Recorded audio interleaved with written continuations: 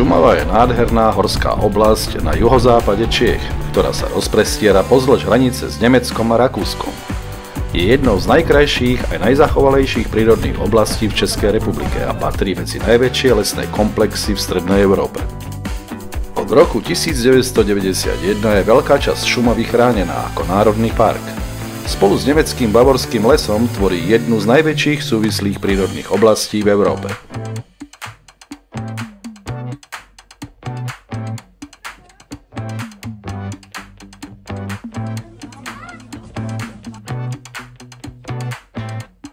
V oblasti sa nachádza množstvo malých dedín, napríklad Kvilda, Modrava či Srní, kde žijú ľudia v úzkom kontakte s prírodou. Turizmus je dôležitým zdrojom príjmov pre miestnych obyvateľov. Kvôli ťažkým podmienkam sa obyvatelia Šumavy živili prevažne drevorubačstvom, sklárstvom a pastierstvom. Sklo vyrábané v šumavských hutách bolo známe po celej Európe. Šumava má aj bohatú históriu a tradície. Mnoho pôvodných nemeckých obyvateľov bolo po druhej svetovej vojne vysídlených, čo zmenilo kultúrny charakter regiónu. Napriek tomu sa zachovali niektoré tradičné remeslá a miestne nárečia. Dnes je Šumava obľúbená medzi turistami, cyklistami a lyžiarmi. Oblasť ponúka množstvo turistických trás, cyklotrás a v zime bežkarské trate. Celkovo je Šumava miestom s divokou prírodou, bohatou históriou a pokojným životom miestnych obyvateľov, ktorí si vážia svoje spojenie s okolitou prírodou.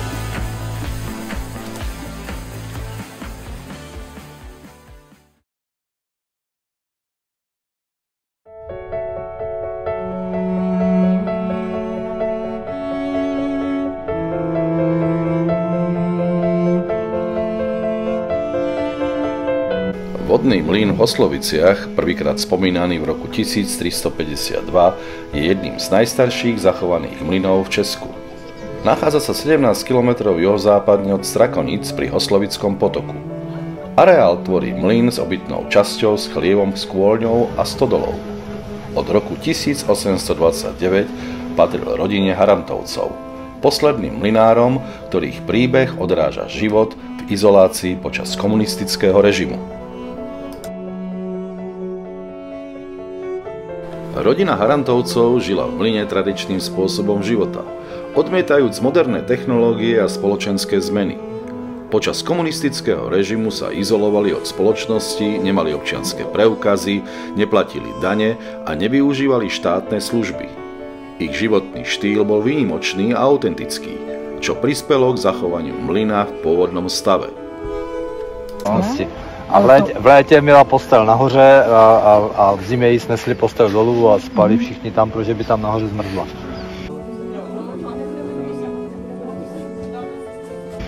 Jste v těch místnostkách nebyli, když vejdeš znovu dovnitř, tak doprava je ta seknice, vlastně, kde všichni bydleli, a když pak vyběhneš po schůdkách, tak je tam ještě jedna komůrka malá, kde ona vlastně spala sama. A má tam ten šicí stroj, na kterým jich všechno šila, spravovala, vařila a prostě se je obstarávala, protože by úplně nezdívali, jak vy říkáte krásně.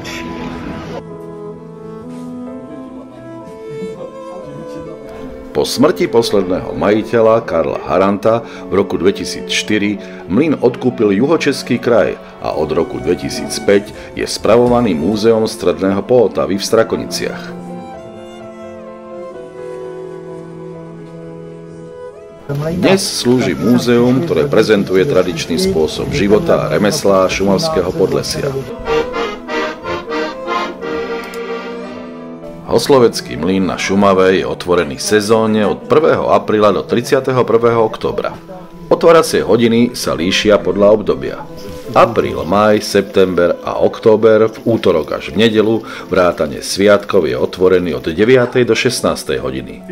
V júni až auguste je otvorený denne, vrátane sviatkov od 9. do 17. hodiny.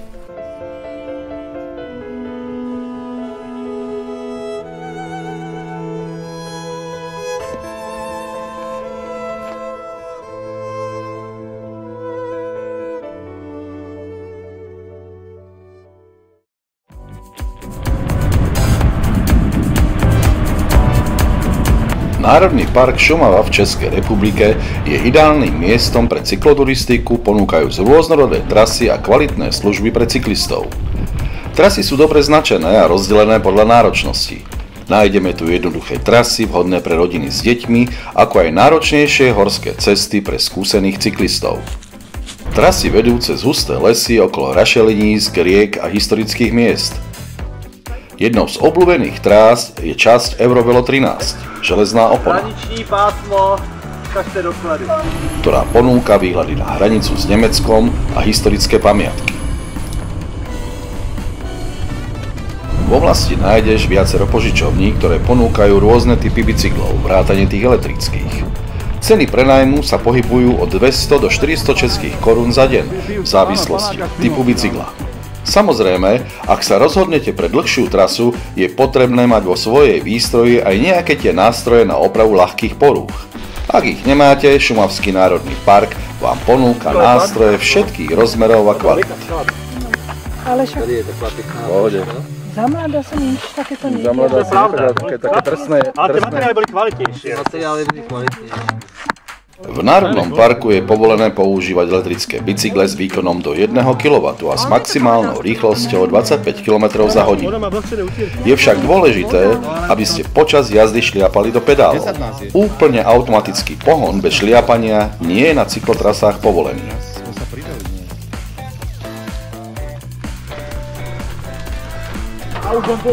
Konečne.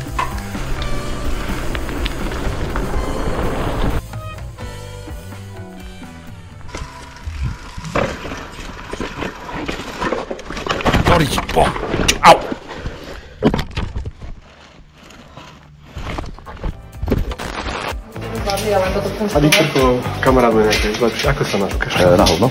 A keď sa vám aj stane nejaká tá nehoda, je fajn mať pri sebe dobrých kamarátov, ktorí vás nejako dopravia z lesa von a zabezpečia kvalitné ošetrenie. A ako je tu dobrým zvykom, na dobrej a kvalitnej pohotovosti v Strakoniciach.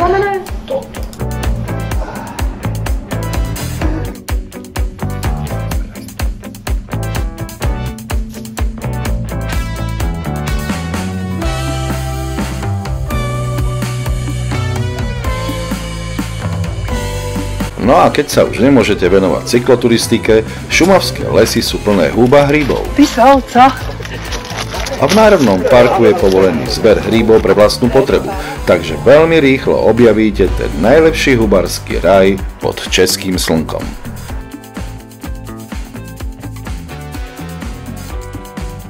Národný park Šumava je jednoducho miestom pre všetkých tých, ktorí majú radi prírodu, šport, kvalitnú gastronómiu, kultúru či príjemnú zábavu.